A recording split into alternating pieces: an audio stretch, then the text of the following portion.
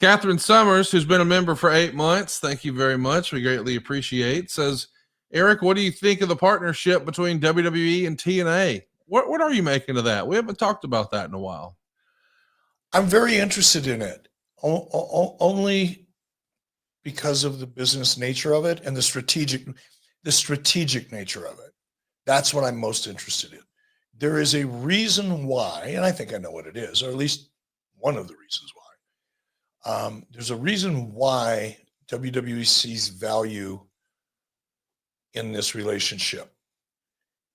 And in no particular order, and I won't start off with what I think it is it an opportunity for some of the NXT talent to go from a home turf environment where they become comfortable, but they've really not performed in front of a different type of crowd?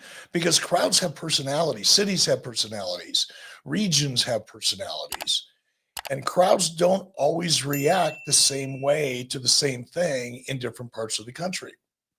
Part of getting experience and learning and developing your skills as a character and a performer is learning how to dance with the audience so that you're leading them into whatever reaction you're hoping to achieve within the body of your match. And I think it would make sense to me if I was running things, and I don't know if it would make sense business-wise, but just strategically, if I could take talent, potential talent, train them, get them comfortable in front of a hometown crowd down at the NXT studio or whatever they call it, arena, venue, you know what I'm talking about. Get them there, and then maybe before they make it to the big stage, let's let them go play Pittsburgh. Let's get them used to a different kind of crowd. Let's put them in an environment where they know if they're a heel, they're going to have to work a little differently to get heat. It's not as easy as it is in whatever, Chicago. It's a little different in Phoenix. Go learn that. So you could come up with a lot of scenarios that on paper, that kind of thing makes sense.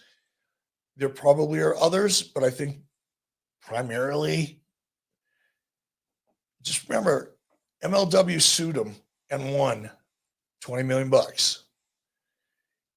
WWE is getting so big so fast that the perception is going to start working against them.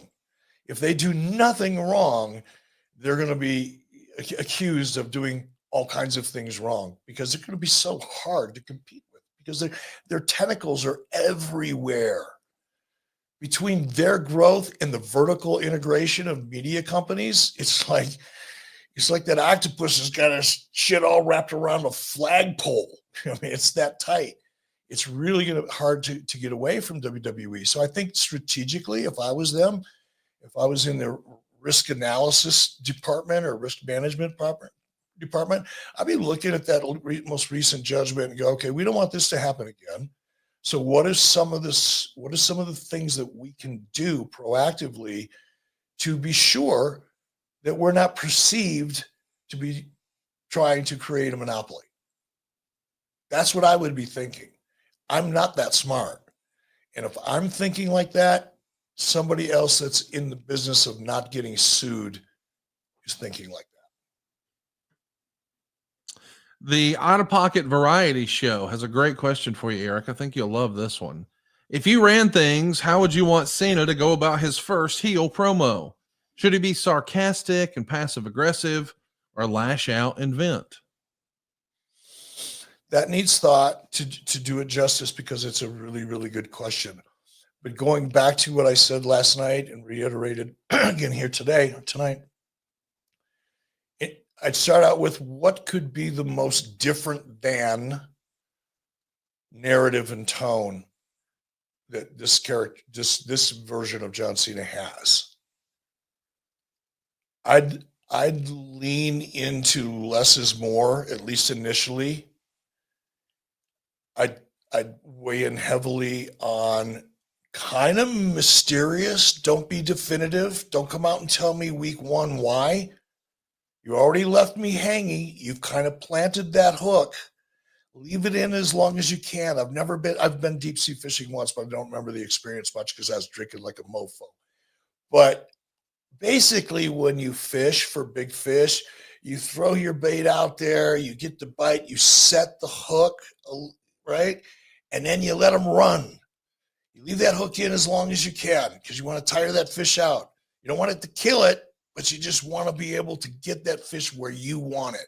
Okay, calling wrestling fans fish, I know is not going to get a lot of positive coverage on the internet, but just kind of think about it in the terms of John's turn. They've got the fish hooked. Now everybody wants to know why. Just let them enjoy that ride for a little while. Let them run with that bait and talk about it like we're talking about it right now. Some mystery in there. Let that breathe. Let that moment exist. You got time.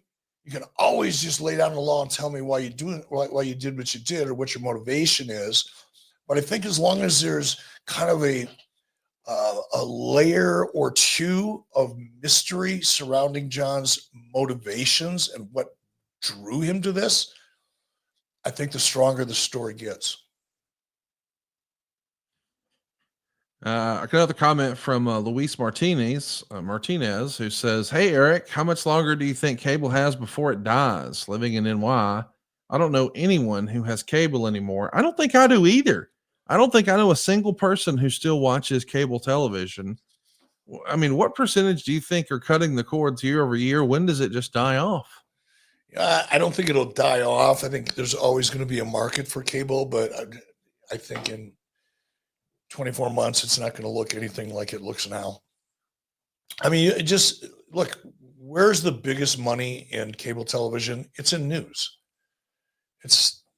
I'm just cable. I'm not talking about streaming platforms, but I don't know that as a fact, by the way. I'm telling you what I think I know based on anecdotal information and the way the business has been for a while, and just, reading about that industry kind of peripherally from time to time. But the news divisions, MSNBC for NBC, Fox, Fox Studios, Fox News, CNN was for Turner the cash cow. Everything existed within the Turner organization when I was there because of CNN's cash flow. It carried the freaking company. Now it's basically going to be spun off at a flea market. Even cable news is dying. And when those revenues dry up, there's not going to be a lot of money left for high dollar dramas, comedies, sports. That shit's all going away. And what will be left will be more like local television was before cable. There'll just be lots more of it. There'll be infomercials. That industry is going to take off because that's the type of thing you're going to see. Paid programming, guys that have fishing shows and hunting shows and all those kind of things that are really cool. It has an audience, but it's really hard to sell it. It's really hard to sell advertising in those types of shows for all kinds of reasons. So a lot of guys just go out and get 5 or 6, 7 different sponsors, some of them locally. If they're relatively known, if they're competitive fishermen or outdoors people, sometimes they have their own little local TV shows. They end up getting 4, 5, 6 sponsors. They get enough money going, and they start out slowly, and eventually, there's guys that I knew in Minnesota that took this model and made $10, $15 million a year back in the late 80s. So it's a definite money-making model if you can figure it out. But that's only about 10% of them. The other 90% of them are pretty bad, but you're going to get to know all of them because that's what it'll be. And, news.